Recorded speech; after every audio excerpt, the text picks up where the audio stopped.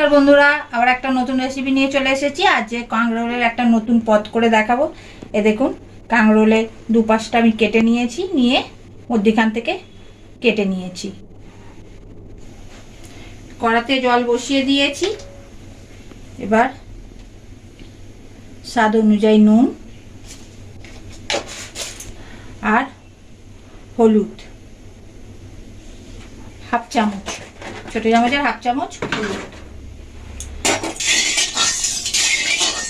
নেড়ে নেব। দিয়ে এবার এগুলোকে ভাপিয়ে নেব।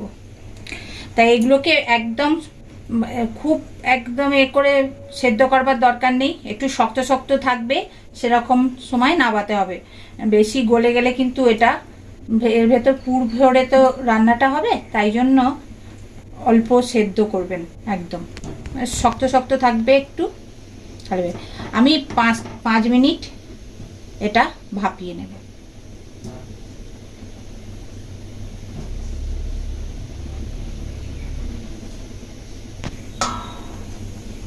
এটা এবার আমি চাপা দিয়ে দিলাম। 5 মিনিট পর আমি ফিরে আসছি। আমি একটা মশলা করে নেব,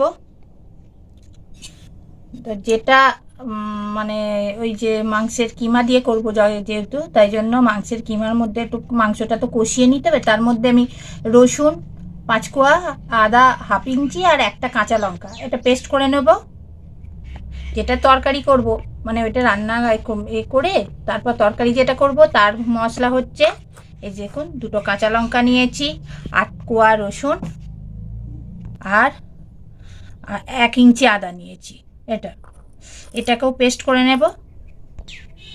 আর এই দেখুন, এটা কাজু আমি 1 চামচ, বড় চামচের 1 চামচ, খুব ভাঙা ভাঙা আমার কাজুগুলো, আপনারা চাইলে গোটাও নিতে পারেন। আর বড় চামচের 1 চামচ হচ্ছে 4 মগজ, এটা পেস্ট করে নেব। আমার হয়ে গেছে এরকম, দেখুন এই দেখুন, আমার খুব একদম নরম হয়নি, তাহলেও এইগুলো ভেতর থেকে বার করবার মতো নরম হয়ে গেলেই মানে নিভিয়ে দিতে হবে। আমি গ্যাসটা নিভিয়ে দিয়েছি। এবার এগুলো আমি তুলে নেব। দেখুন আমি একটা থালায় তুলে নিয়েছি। এগুলো ঠান্ডা হয়ে গেলে তারপর কি করব দেখাচ্ছি। দেখুন এরকম করে আস্তে আস্তে করে দানাগুলো বার করে নিতে হবে ভেতরে।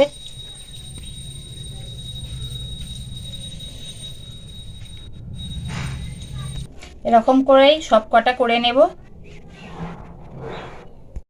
পুরটা এবার আমি তৈরি করে নেব। আমি সর্ষের তেলে করছি, আপনারা চাইলে সাদা তেলে করতে পারেন।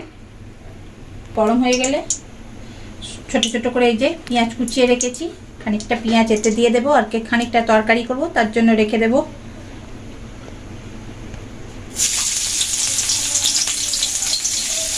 আমি 2টো মাঝারি সাইজের পেঁয়াজ কুচিয়ে দিয়েছি ছোট ছোট করে।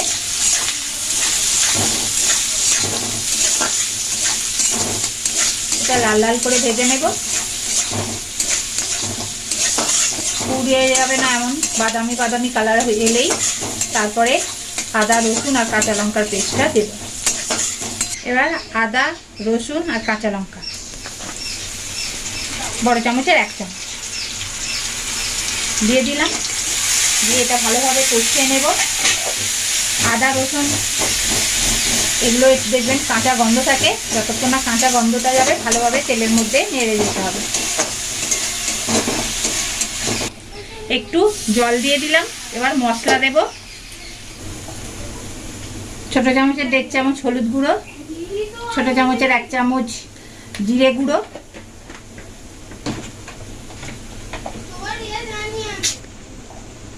ছোট চামচের 1 চামচ ধনে গুঁড়ো, লঙ্কার গুঁড়ো একটু সামান্য দিলাম, কাঁচা লঙ্কা দেওয়াই আছে একটা, তাই আমি ঝালটা যে যেমন খাবেন সেই অনুযায়ী দেবেন। অনুযায়ী নুন দেবো, কেন নুনটা বুঝে দিতে হবে, তরকারিতে নুন পড়বে। তারপর কাঁকরোলগুলো সেদ্ধ করেছি তাতেও একটু নুন দিয়েছি, অতএব নুনটা বুঝে দেবেন। অল্প চিনি,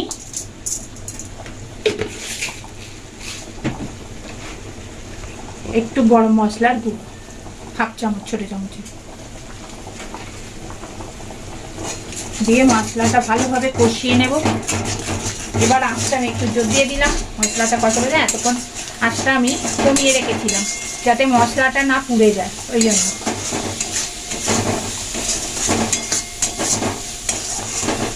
এবার মাংসর কিমাটা আমি দিয়ে দেব।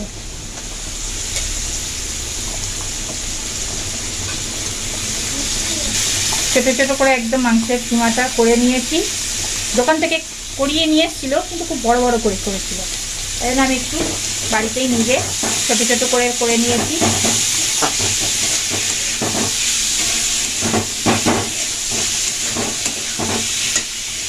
দেখুন আলুটা আমি গ্রেট করে সেদ্ধ করে নিয়েছিলাম, 2টো সিটি দিলেই হবে। সেটাকে গ্রেট করে নিয়েছি গ্রেটার দিয়ে। এবার আলুটা আমি এর মধ্যে দিয়ে দেব।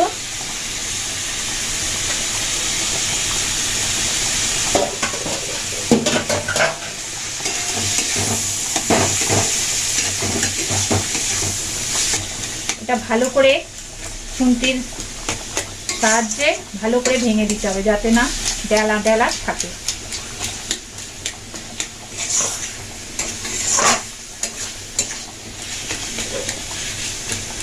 মাংসের সঙ্গে ভালোভাবে এটাকে মিশিয়ে নিতে হবে।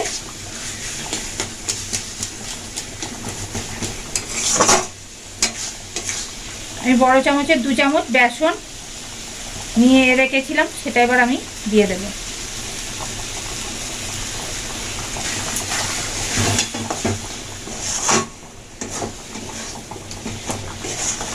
বেসনটা দেওয়ার কারণ হচ্ছে এটা বেশ একটু টাইট মতন হবে, আর এটা দিতেও সুবিধা হবে। পুরটা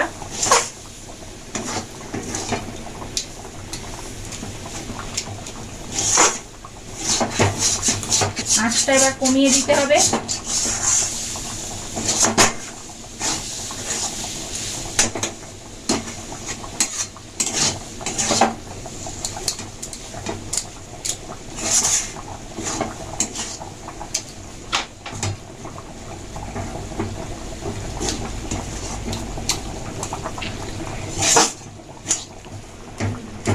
এটা 2 মিনিট ভালোভাবে নেড়ে নিতে হবে।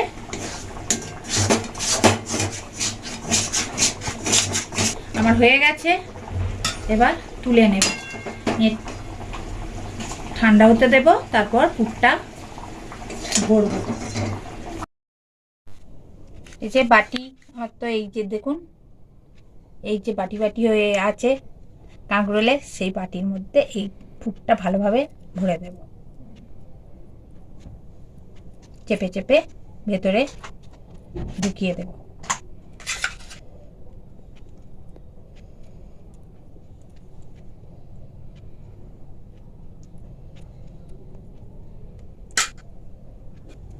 তাতে করে একটু ঠিক করে নিতে হবে। বাদ বাকিগুলো এরকম ভাবেই করে নিতে হবে। দেখুন আমার পুরগুলো সব ভরে নিয়েছি। এটা আপনারা ছানা দিয়েও তৈরি করতে পারেন। আমি এর দানাটাও, আপনারা যদি কচি দানা হয় খুব ভালো হবে, সেটা চটকে হাতে করে নিয়ে তার মধ্যে ছানা দিয়ে দিয়ে করতে পারবেন। কিন্তু আমি দানাটা দিইনি, কেননা আমার দানাটা খুব শক্ত শক্ত ছিল, ভালো লাগবে না বলে দানাটা আমি পুরো বার করে ফেলে দিয়েছি। আপনারা দানাটা দিতে পারেন চাইলে। যে কাঁকরোলগুলোতে পুর ভরে রেখে দিয়েছিলাম সেটা ভেজে নেব। তেলটা আমার গরম হয়ে গেছে। আর এই যে পুরটা যেদিকে সেই দিকে উল্টে দেবেন, তাহলে এই যে হ্যাঁ এরকম করে ভাজতে দেবেন, ভেজে নেবেন এরকম করে। এক পিঠটা ভালো করে হোক, তারপর উল্টে দেব। এক পিঠটা হয়ে গেছে, এবার উল্টে দেব। আঁচটা কিন্তু কমিয়েই এইটা ভাজতে হবে, বেশ চড়া আঁচে ভাজতে কিন্তু পুড়ে যাবে জিনিসটা, খেতে ভালো লাগবে না। আস্তে আস্তে করে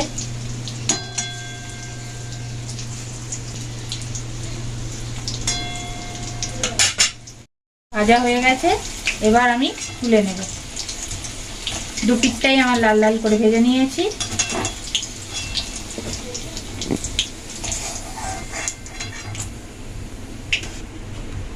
এরকম করে বাদ বাকিগুলো আমি ভেজে নেব।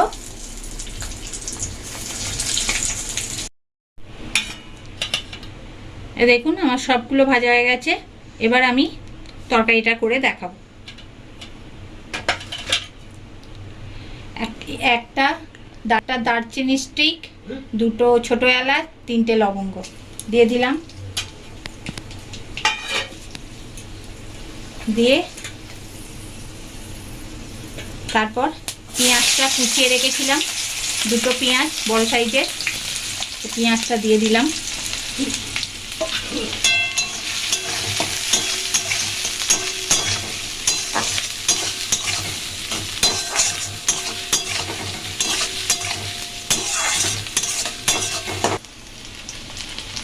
দেখুন আমার পেঁয়াজের কালারটা চেঞ্জ হয়ে গেছে। এবার আমি দুটো কাঁচা লঙ্কা, ওই যে আদা আর রসুন পেস্ট করা ছিল সেটা দিয়ে দেবো।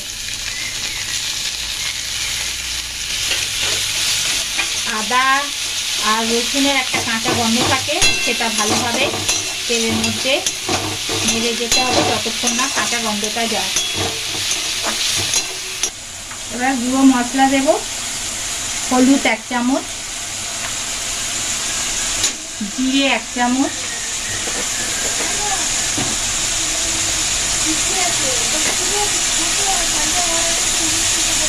ধনে 1 চামচ,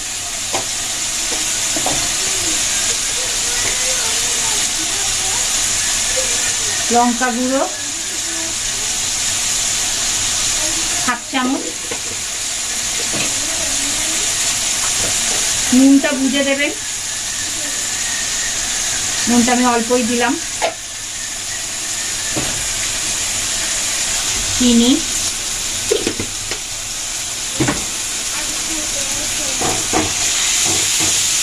ভালোভাবে কষিয়ে নিতে হবে।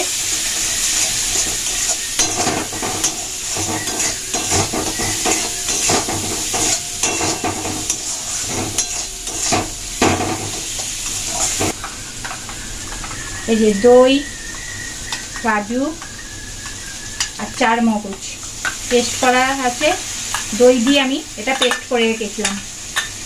কাজু বড় চামচের 1 চামচ, আর 4 মগজ বড় চামচের 1 চামচ, আর দইটা 2 চামচ এরকম বড় চামচের। আঁচটা আমি এবার কমিয়ে দেব যাতে না দইটা কেটে যায়।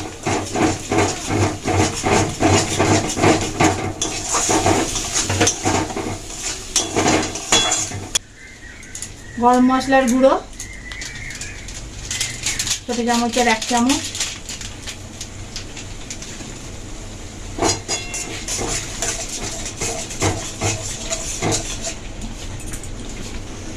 দেখুন এই যে তেল ছেড়ে দিয়েছে আমার মশলা থেকে। এবার হয়ে গেছে এটা। এবার জল দিয়ে দেবো। এই যে বাটিটায় দই লাগা যে বাটিটা, মশলার বাটিটা থেকে আমি এটা ধুয়েই আমি জলটা দেবো।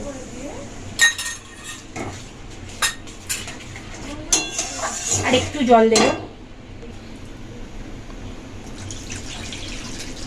ব্যাস। এটা বেশি গা মাখা হবে, খেতে ভালো লাগবে।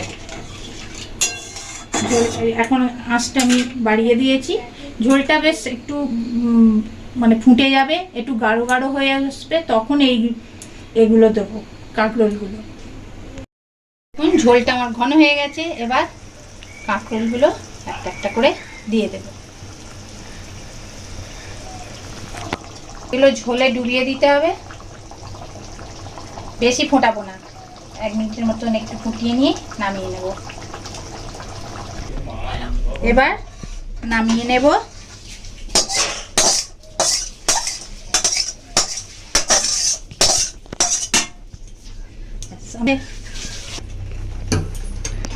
আমার এটা হয়ে গেছে। এরকমভাবে বাড়িতে তৈরি করে খেয়ে দেখবেন, খুব ভালো লাগবে। যারা খায় না কাঁকরোল তারাও খাবে। আমার চ্যানেলটা বেশি করে দেখবেন, সাবস্ক্রাইব করবেন, বেশি করে শেয়ার করবেন, লাইক করবেন। লাইক কিন্তু আমার চ্যানেলটায় করছেন না, অতি অবশ্যই চ্যানেলটায় লাইক করে দেবেন, আর বেশি করে শেয়ারও করবেন। আর আমার এই রেসিপিটা কেমন লাগলো কমেন্টস বক্সে অতি অবশ্যই কমেন্টস করে জানাবেন। নমস্কার।